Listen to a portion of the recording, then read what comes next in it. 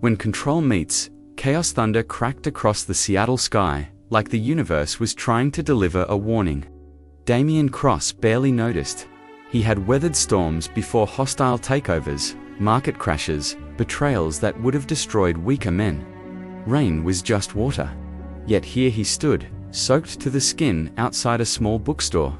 His $1,000 shoes ruined, his perfectly styled hair dripping, and for the first time in his 34 years, he had absolutely no plan. His driver was 20 minutes away. His penthouse was across town. And this tiny glowing bookstore with its hand-painted sign reading chapter and verse looked like the only shelter on an otherwise abandoned street. Damien pushed open the door, and the scent hit him immediately: old paper, fresh coffee, something cinnamon, and underneath it all, the smell of a life he had never lived. Simple, unhurried, real. "We close in 30 minutes, a voice called from somewhere between the towering shelves. "I just need to wait out the storm," Damien replied, water pooling at his feet. A woman emerged from behind a stack of books, and Damien felt something shift in his chest. She was not polished like the women at his galas, not performing like the dates his assistant arranged. She wore jeans with a rip in one knee, an oversized sweater that had clearly seen better days, and no makeup except for slightly smudged mascara that suggested a long day, but her eyes amber brown and startlingly direct held the kind of intelligence that made him feel simultaneously seen and exposed. "You are making a puddle," she observed. Not unkindly. "I am aware," Damien said, suddenly self-conscious in a way he had not felt since childhood. She disappeared and returned with a towel that had clearly been used to clean up previous disasters. "Here, the coffee is terrible, but it is hot." The conversation that broke every rule. Natalie Hayes had not intended to stay late. She had already worked 10 hours at the warehouse, and her shift at the diner started in 5 hours. But Mrs. Chen, who owned the bookstore, had asked her to cover, and Natalie never said no to extra money. Not anymore. Not since the hospital bills started arriving with her mother's name on them. Even though her mother was 6 weeks gone. This man, though, he was clearly out of place with his expensive suit and his watch that probably cost more than her annual income. She expected him to make a phone call, summon a car, and disappear back into whatever gilded world he came from. Instead, he bought the terrible coffee and sat down at one of the mismatched chairs near the window, watching the rain like it was the most fascinating thing he had ever seen. "Do you come here often?" Damien asked, immediately cringing at how that sounded. Natalie smiled despite herself. "That is possibly the worst conversation starter I have ever heard." "I am usually better at this," he admitted. "At what?" "Talking to people, at everything," Damien said, and there was no arrogance in it. Just exhaustion. Something in his tone made Natalie sit down across from him. "Rough day. Rough year. Rough decade. Take your pick." He looked at her then, really looked at her. "I am sorry. I do not usually unload on strangers." "We are not strangers," Natalie said. "We are two people taking shelter from the same storm." That simple statement unraveled something in Damien. He found himself actually talking for the first time in years. Not about stock prices or market shares or strategic acquisitions. About the weight of expectations. The loneliness of being constantly watched. The exhaustion of performing success while feeling increasingly empty inside. Natalie listened without judgment, without offering cheap advice. When she finally spoke, her words were measured. "I think the hardest part of surviving is that everyone expects you to do it quietly. Like struggling is something to be ashamed of." "What are you surviving?" Damien asked softly. She told him about her mother's cancer, about working 3 jobs while watching the person she loved most fade away, about the moment she realized that all her sacrifice had not been enough to save her, about waking up every morning in an empty apartment filled with medical bills and memories, wondering what the point of surviving was when you lost everything anyway. The connection that defied logic. Hours passed. The rain continued its steady percussion against the windows. Mrs. Chen called to say Natalie should just close up whenever, her knowing voice suggesting she understood something was happening. They talked about everything and nothing. Damien told her about growing up with a father who measured love in profit margins. Natalie described a childhood where love was abundant, but money never was. They debated philosophy and argued about books, and discovered they both loved terrible action movies and despised pretentious art. "I should probably know your last name," Natalie said as midnight approached, "since I have told you my entire life story." Damien hesitated. The moment he told her, everything would change. She would Google him. She would see the articles, the wealth, the power. She would look at him differently. "Cross," he said finally. "Damien Cross." Natalie's expression did not change. "Should that mean something to me?" Relief flooded through him. "No, nothing at all." They left together when the rain finally softened to a drizzle. Damien walked her to the bus stop, ignoring his driver's confused texts about his location. "Thank you," Natalie said as the bus approached. "For tonight? For listening? For being honest? Can I see you again?" The words escaped before Damien could stop them. Natalie's expression shifted, something guarded sliding into place. "I do not think that is a good idea." "Why not?" "Because tonight was perfect," she said quietly. "And perfect things do not exist in my world. They are just setups for worse disappointment."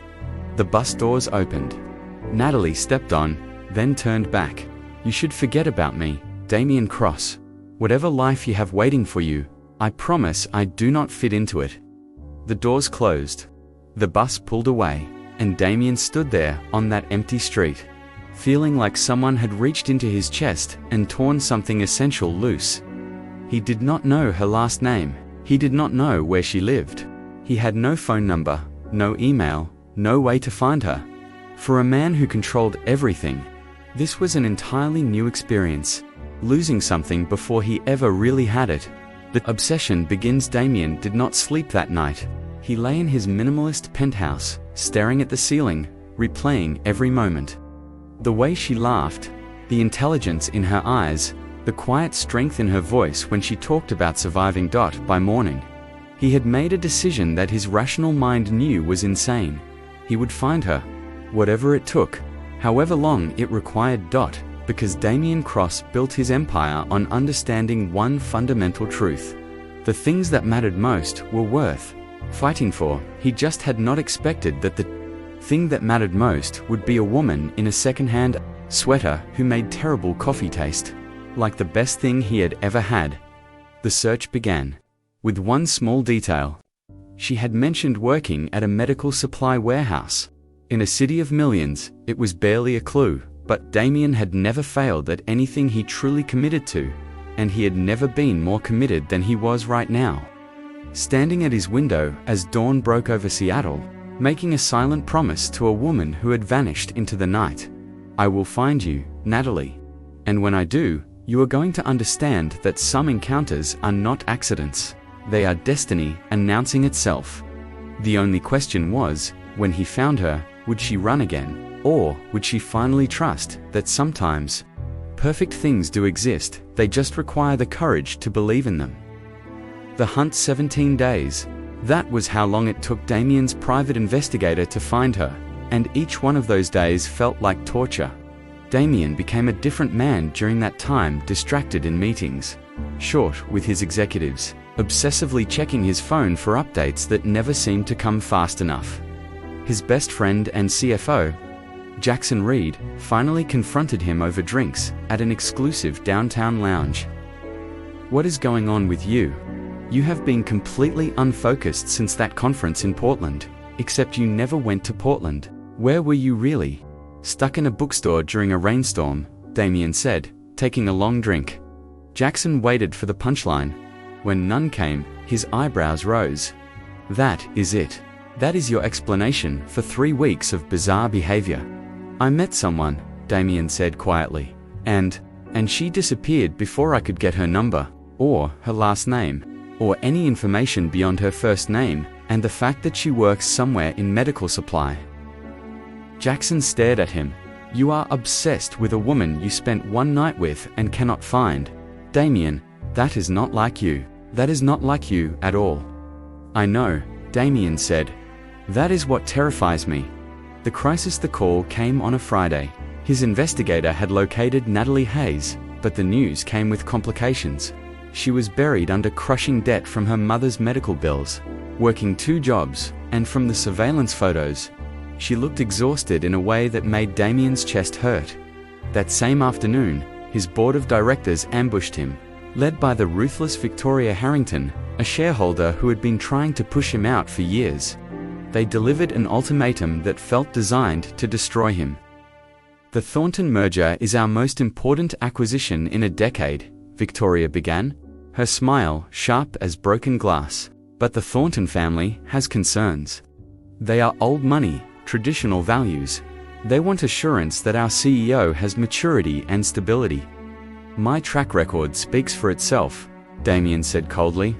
"Your track record shows." A man married to his work, another board member interjected. "No personal life, no long-term relationships, nothing that suggests you understand commitment beyond quarterly reports." Victoria leaned forward. "They want to see you settled, married, within 3 months, or they walk."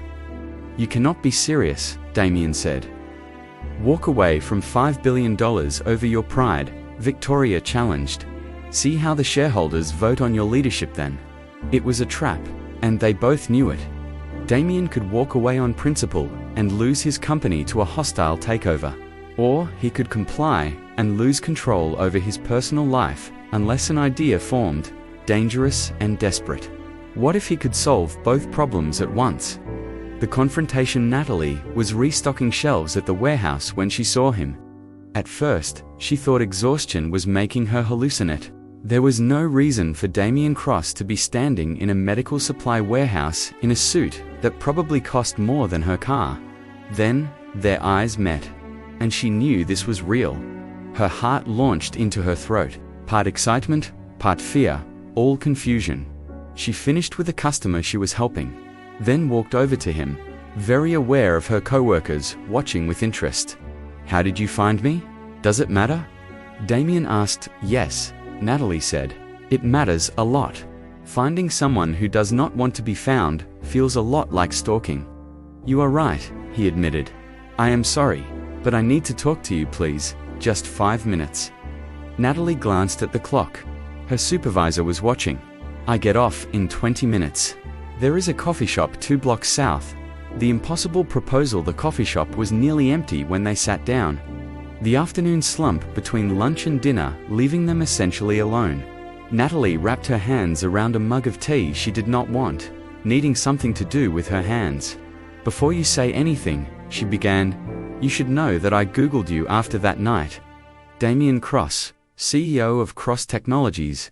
Net worth, somewhere in the billions. Featured in Time magazine's 40 Under 40. Should I keep going? "You could have called," Damien said. "My office number is public." "And say what?" Natalie asked. "Hi, remember that random woman from the bookstore?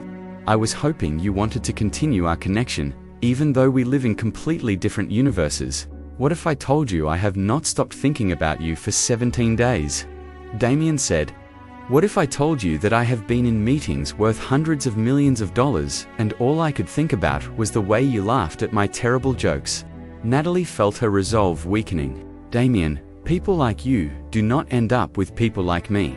That is not how the world works." "Then help me change how the world works," he said. He took a breath. "I need to ask you something, and I need you to hear me out completely before you respond."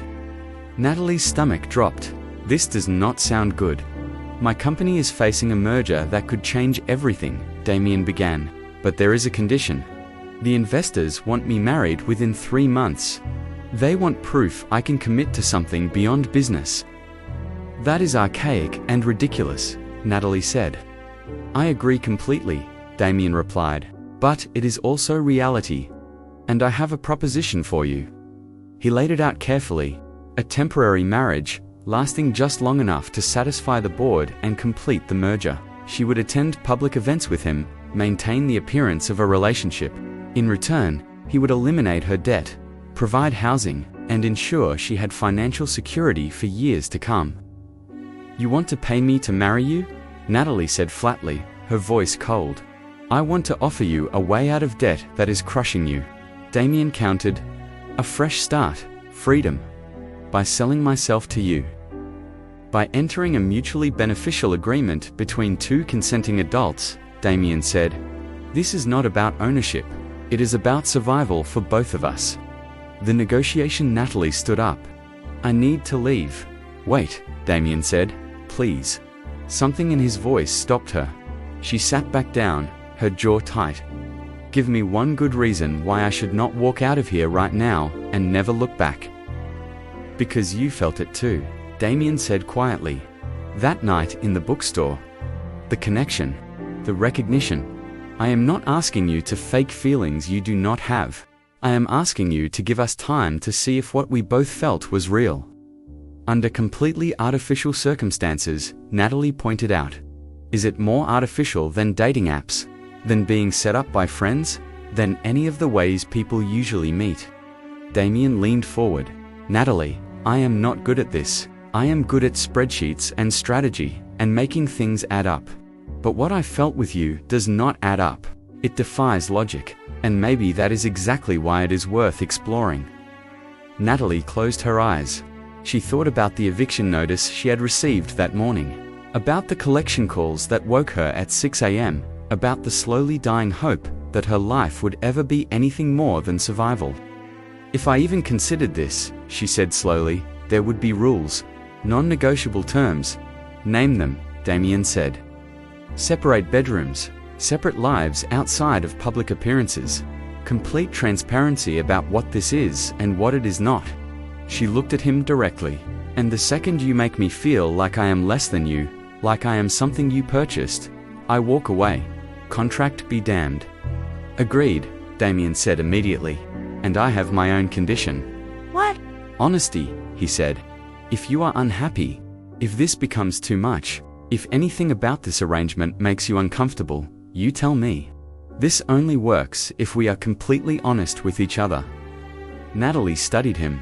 This was not the arrogant billionaire she had expected after Googling him. This was a man under incredible pressure, making a desperate choice, asking someone else to step into his chaos. "I need 3 days to think about it," she said. "Take a week if you need it," Damien replied. He slid a card across the table. "My personal number, day or night." The decision that changed everything. Natalie did not sleep for 3 days. She created pro and con lists that somehow always balanced perfectly, leaving her no closer to a decision. She talked to herself in the mirror, practiced saying no, then practiced saying yes. On the third night, she sat on the floor of her apartment, surrounded by bills, and did the math. Even working herself to exhaustion, she would never escape this debt. She would spend the next 15 years of her life just treading water, never getting ahead, never really living. Damien's offer was strange. It was transactional. It was probably a terrible idea, but it was also a door, a way out, a chance. She picked up her phone and called before she could change her mind. Damien answered on the first ring. "Natalie, I will do it," she said, her voice steadier than she felt. "But we do this my way. Complete equals in every decision. The moment this feels wrong, I am out." "Understood," Damien said, and she could hear the relief in his voice. "When do we start?" Natalie asked. "How about now?" Damien replied. "I am outside your building. We should probably discuss the details somewhere more comfortable." Natalie walked to her window and looked down. Sure enough, a sleek black car sat at the curb, and she could see Damien's silhouette in the back seat. "You were that sure I would say yes?" she asked. "No," Damien admitted. "I was that hopeful." As Natalie grabbed her jacket and headed downstairs, she felt something she had not felt in a long time. Possibility. This was either the best decision she would ever make, or the worst. But at least she was finally making a choice. Instead of just surviving circumstances, the car door opened. Damien's eyes met hers, and Natalie Hayes stepped into a life that would challenge everything she thought she knew about love, trust, and the difference between what we need and what we are willing to risk everything for. "So," she said as the car pulled away from her old life, "what happens now?" Damien smiled. The first genuine smile she had seen from him since that night in the bookstore. Now, we make the impossible look effortless. Neither of them realized how impossible that would actually be. The transformation, the contract signing, happened in Damien's lawyer's office, a sterile space that smelled like leather and expensive cologne. Natalie read every word 3 times while Damien watched her with unusual patience. "This clause," she said, pointing to a section about public affection. "Define appropriate hand-holding, occasional embraces for cameras, standard couple behavior." The lawyer explained. "Nothing beyond Natalie clarified. "Nothing beyond what you are comfortable with," Damien corrected. "We can add that language." They did. Every concern Natalie raised, Damien addressed without hesitation. By the time she signed her name, the contract looked less like a business transaction and more like a protective shield around her. Autonomy. The townhouse came next. Natalie stood in the doorway, overwhelmed. Floor-to-ceiling windows overlooked Elliott Bay. The kitchen had appliances she did not know how to use. The master bedroom was larger than her entire previous apartment. "This is too much," she whispered. "This is appropriate," Damien replied. "You are supposed to be my wife. People will scrutinize where you live." "Where we live," Natalie corrected. "That is what they will expect." "The contract says separate residences," Damien reminded her. "The contract says a lot of things that will look suspicious if we follow them too literally," Natalie said. She turned to face him. "How about a compromise? You keep the penthouse as your office, away from office. But you stay here 2 or 3 nights a week. Separate bedrooms," she added quickly, "but enough that it looks real." Damien considered this. "You would be comfortable with that?" "No," Natalie admitted. "But comfortable is not what we signed up for." The first appearance, the tech industry gala, was their debut. Natalie stood in front of the mirror, barely recognizing herself. The stylist had transformed her into someone who looked like she belonged in Damien's world-elegant dress. Professional hair and makeup, diamonds that were apparently just casual jewelry. "You look terrified," Damien said from the doorway. "I am," Natalie admitted. "What if I say something wrong? What if everyone sees through this immediately?" Damien crossed the room. He stopped just in front of her, close enough that she could smell his cologne.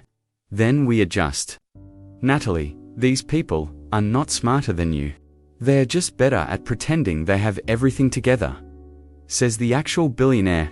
Says the guy who threw up before his first board presentation."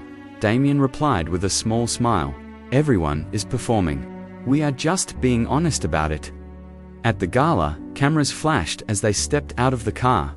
Damien's hand found the small of her back, and even through the fabric of her dress, Natalie felt the warmth. "Remember," he murmured as they walked toward the entrance. "You belong here just as much as anyone else." Inside, Natalie discovered something surprising. She was good at this.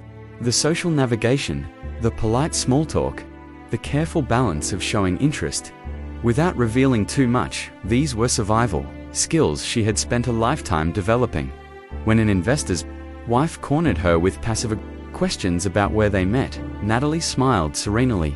In a bookstore during a rainstorm, he was hiding from his responsibilities. I was hiding from mine. We found each other instead. The woman blinked, disarmed by the honesty. Across the room, Damien watched this exchange, and something shifted in his chest. She was not just performing, she was thriving. When pretending becomes dangerous, the first month passed in a blur of events and appearances. Natalie moved through Damien's world with surprising grace, and he found himself extending their public obligations with private dinners afterward.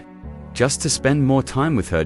One evening, after a particularly tedious fundraiser, they walked along the waterfront. The city lights danced on the water, and the air held that particular Seattle combination of salt and rain. "I have a confession," Natalie said suddenly. Damien tensed. "What is it?" "I am starting to enjoy this," she admitted. "The events, the conversations, even the ridiculous charity auctions. I feel like I am finally doing something that matters, even if it is all pretend." "What if it does not have to be pretend?" Damien asked quietly. Natalie stopped walking. Do not do that. Do what? Blur the lines, she said. We have a contract, an end date, for more months, and this all goes away, does it? Damien challenged. Because, from where I stand, this stopped being fake the moment you moved into that townhouse and started arranging my books by color because the organization made you happy. It was just... And it stopped being fake when you remembered my assistant's birthday, Damien continued. And when you stayed up until 2 a.m. helping me prepare for the Thornton presentation because you said my slides were boring. They were boring, Natalie said, but her voice wavered. And it stopped being fake for me, Damien said, stepping closer when I realized I was looking forward to coming home, not to my penthouse, to wherever you were. Natalie felt her carefully constructed walls beginning to crack. Damien, we cannot. I know, he said. We cannot. The contract says so, but that does not change what I feel. The exposure came from Victoria Harrington, who had never stopped investigating. She hired forensic accountants who traced financial records, private investigators who documented timeline inconsistencies, and lawyers who found loopholes in every public statement Damien and Natalie had made. The article dropped at 6 a.m. on a Tuesday, published simultaneously in 3 major financial publications. Cross Technologies, CEO, in Marriage of Convenience. Exclusive contract details revealed. Natalie saw it first. Her hands shook as she read through the devastating details, not just that their marriage was contractual, but precise excerpts from their agreement. Leaked clauses about separate lives and predetermined end dates. She called Damien immediately. They have everything. The contract, the timeline, everything. Within an hour, Damien's phone was exploding with calls from board members, investors, and the Thornton family's lawyers. The carefully constructed image they had built was crumbling in real time. The emergency board meeting was brutal. Victoria led the attack with surgical precision. You have committed fraud, she declared. You have deceived our investors, our partners, and this board. I have done exactly what you demanded. Damien shot back. You wanted me married. I got married. Under false pretenses, another board member said. The Thorntons are threatening to walk. We are looking at lawsuits from multiple parties. Then let them walk, Damien said, his voice cold. I am done performing for people who treat human relationships like line items on a spreadsheet. You will lose everything, Victoria warned. No, Damien said, looking directly at her. I already lost the one thing that actually mattered. Everything else is just money. The choice. Natalie packed her things in numb silence. The townhouse that had started to feel like home now felt like a crime scene. Every item, every carefully chosen detail, reminded her of the fantasy she had allowed herself to believe. The knock on the door came at sunset. She knew it was Damien before she opened it. He looked recti, gone, shirt wrinkled, eyes red from lack of sleep. I am resigning, he said, without preamble. Natalie stared at him. What? From Cross Technologies. I am resigning as CEO. Victoria can have what she has always wanted. You cannot do that, Natalie said. That company is your entire life. No, Damien said, stepping inside. It was my entire life, until I met you. Damien, let me finish, he said. I built that company from nothing. I sacrificed relationships, experiences, my entire 20s and 30s. I told myself it was worth it because success mattered more than anything. He moved closer. But you know what I realized today? While Victoria was systematically destroying everything I built, I did not care about the company. I cared that I had hurt you, that I had put you in a position to be humiliated publicly. That is not your fault, Natalie said. I knew the risks. You knew the contractual risks, Damien corrected. What you did not know was that I was falling in love with you the entire time. The words hung in the air between them, impossible to take back. You cannot love me, Natalie said, but her voice broke. We made a deal. I am breaking the deal, Damien said. I am ending the contract. I am walking away from the company. And I am asking you not as part of an agreement, not as part of a transaction. You feel even a fraction of what I feel for you. Natalie felt tears streaming down her face. This is not how this was supposed to go. I know. We were supposed to maintain boundaries. I know. We were supposed to walk away clean. I know, Damien said softly. But some things are worth getting messy for. Natalie laughed through her tears. You are supposed to be smart. This is possibly the dumbest thing you have ever done. Probably, Damien agreed. So tell me to leave. Tell me you feel nothing. Tell me this was always just business for you. Natalie tried to say the words. They stuck in her throat. Because the truth was, she had stopped pretending weeks ago. Every shared laugh, every late-night conversation, every moment of accidental hand-touching had been building to this. I cannot tell you that, she whispered, because it would be a lie. Damien closed the distance between them. Then what do you want?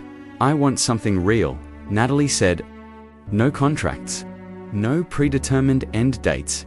No safety nets. That terrifies me, Damien admitted. Good, Natalie said, because it terrifies me too. 6 months later, the small coffee shop opened on a rainy Tuesday morning. Chapter and verse, the sign read, named after the bookstore where they first met. Natalie stood behind the counter, wearing jeans and an apron, looking happier than Damien had ever seen her. Damien walked in, shaking rain from his jacket. He was consulting now, working with startups, investing in companies he believed in rather than companies that made the most money. He had less wealth. He slept better. Your usual? Natalie asked with a smile. Actually, Damien said, I was hoping the owner might have dinner with me tonight. The owner is very busy, Natalie teased, but I think she can make an exception for her favorite customer. That evening, over dinner at a restaurant that did not require reservations or suit jackets, Damien pulled out a small box. Before you say anything, he started. Oh God, Natalie said, laughing. Is this happening? This is not what you think, Damien said, opening the box to reveal a simple silver ring. This is not an engagement ring. This is a promise ring. A promise of what? That I will never again ask you to sign a contract about our relationship, Damien said. That every day you stay is a choice. That I will earn your trust every single day for the rest of my life. Natalie took the ring, slipping it on her finger. You know what is funny? What? I fell in love with you during the contract, she said. When everything was fake and calculated and based on mutual benefit, I fell in love with the man who negotiated respectful boundaries and kept his promises. And now? Damien asked. Now I choose you, Natalie said simply. Every day.